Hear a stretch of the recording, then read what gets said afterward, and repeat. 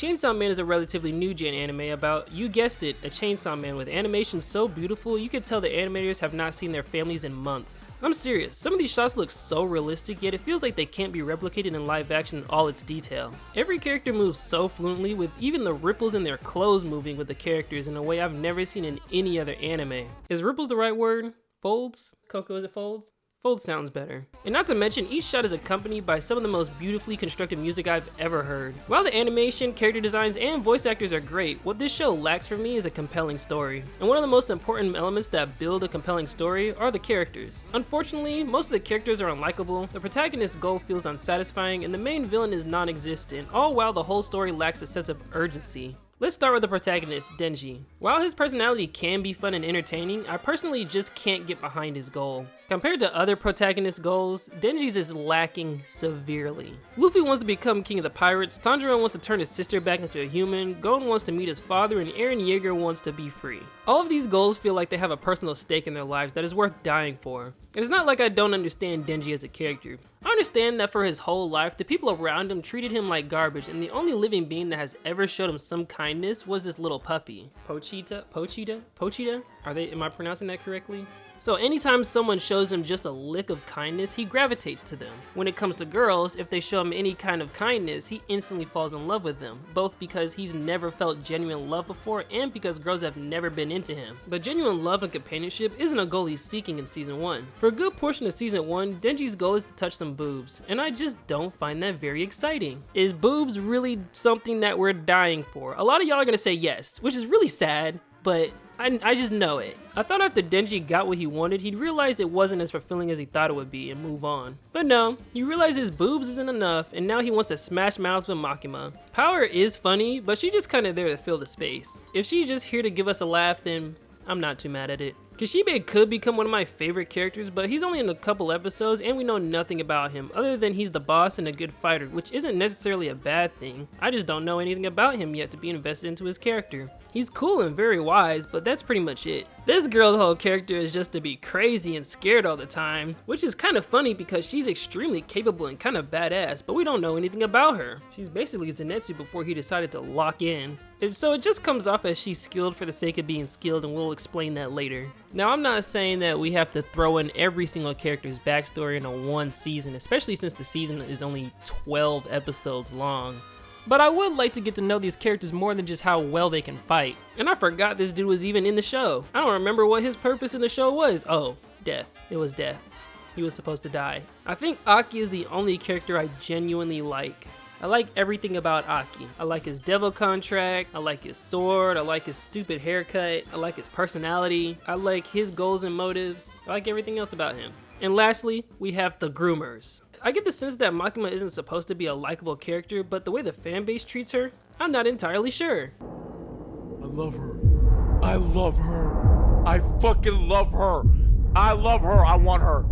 I just barely give Makima's actions a pass because, spoiler alert for the manga by the way, she's the control devil, so it's within her character to manipulate Denji. The only reason she's sexually manipulating Denji is because he's a raging horny teenager, but that doesn't make her any less of a groomer. If Denji's goal wasn't sexual, Makima would hopefully manipulate him in a less creepy way. But I'm not sure that's gonna happen. I'm pretty sure this little dynamic that they have between each other is gonna continue. I don't give Himeno a pass. That girl is a pedophile! She was giving mouth to everyone at the table at one point. Pretty terrible mentoring, forcing a minor to smoke. Wait, you're a minor? That's your type. You like minors. She is just a predator and Denji had to pay the price. She manipulates Aki into smoking. She attempts to manipulate Denji into sleeping with her. She's just a walking manipulator with no redeeming qualities. And again, I get it. The women around Denji use sexual acts as a way to control him, but that's not what Himeno is doing. And then you want me to feel bad for her when she finally kicks the bucket? I felt absolutely nothing when she died. I damn near cheered. Let's go! I'm sick of her ass!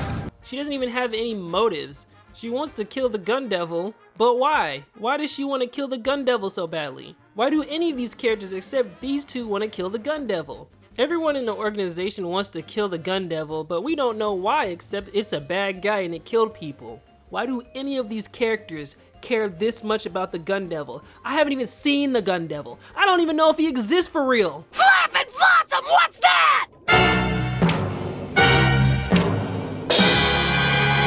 We don't know how each of these characters were affected by the Gun Devil for them to decide to risk their lives to fight the devils. This is a little side tangent real quick. In the universe, the devils can be based off of anything. Bat Devil, Chainsaw Devil, Dick Devil, Bitch Devil. It's just too easy to make fun of. And speaking of the Gun Devil, I'm sorry, but I can't take this hypothetical villain seriously. And the Gun Devil doesn't even show up in the season. It's just normal people with guns. The guns they use aren't even that extravagant, like stronger firepower or unlimited ammo or something. They're just normal guns. It seems more like gun violence than possession from a devil. I'm sure there's a in-universe reason for that, but I just can't take it seriously. I have no problem eating my words if these characters end up not working for the Gun Devil, even though the show is making it seem like they are. They just don't feel like that big of a threat. Like the existence of the Gun Devil doesn't feel as threatening as it should be. Now let's talk about the pacing. Over the course of this season, the group investigate locations the Gun Devil has been to. The thing about these investigations is that there's no sense of urgency. They're not in a rush to kill the Gun Devil before more civilians randomly get shot. It's not like the number of unexplained suicides are rapidly increasing or the number of mass shootings are unrealistically increasing. The Gun Devil killed a lot of people one time, disappeared, and now Makima and her team are after it. But it doesn't seem like we're getting any closer to the Gun Devil with each investigation or even with the new villains introduced in episode 8. For example, we spend over an episode stuck in an infinite hotel all to find out the key to leaving is just to kill it. We just kill it. Just kill it. I thought there was gonna be a more extravagant way we get out of that infinite hotel, but it's just kill it. We walk out of the front door and obtain the smallest chunk of the Gun Devil. We spend all this time investigating, but they don't seem to be progressing towards the Gun Devil at all. They don't even come into contact with the Gun Devil's goons on their own accord. The Gun Devil just sends his pistol whippers after them in broad daylight. They don't uncover any schemes or even take a step closer to the Gun Devil. It feels like the finish line just isn't there. Even if they aren't supposed to get closer to their target, the show can at least make it feel like we're progressing and then reveal we're not even a step forward. I say all this to say when it comes to the movie, majority of my problems I have with the show are completely absent. The Chainsaw Man movie is really good. Makima is barely in the movie, so it gives her less time to be a creep. Rize is the same age as Denji, so she doesn't come off as a predator. And most importantly, the story revolves around Denji wanting to find genuine love. Finally, our main character has a real goal. So many times throughout the movie, he exclaims that he wants his heart to belong to someone, metaphorically speaking. I say metaphorically because Rize wants his actual chainsaw heart for some reason. I have no problem with this movie not pushing the main plot forward because its main purpose is to develop Denji as a character and to push the mystery surrounding the desire for Denji's chainsaw heart. But it's not a perfect movie. Just like the show, the movie still introduces characters just to die. Knife Girl's purpose is to act scared and actually doesn't do anything this time. And while the hand-drawn animation releases so much serotonin in my brain compared to the show's CGI, sometimes I feel like I'm just looking at colors smeared on screen. Like, what am I looking at? But other than that, the characters with the most screen time matter so much. The Angel Devil serves a purpose and develops from a character that thinks humans should suffer to having sympathy for humans. Aki gets some more development after he saves the Angel Devil from dying even though he wants to die himself. Oh wait, did I mention the shark? The shark is super cool. I think his name is Beam. He's the GOAT. Or the shark. Oh, brother! Rize is also a compelling main villain. I had no idea she was going to end up being the main villain. I thought she was cannon fodder for Denji until she gave that guy the meanest chokehold he's ever been in. Her character arc perfectly parallels Denji's. While Denji wants to have a heart and find love, Rize doesn't believe she has one because of the many people she's killed, until Denji helps her realize she does. That's why she doesn't try to kill Denji on the beach. It's a beautiful story with a beautiful score, and I hope season 2 keeps up this momentum. Huh? An STD devil? And you know I get it. I get the point of Denji's character. Yes? Shut off. Oh, are you recording? Yes.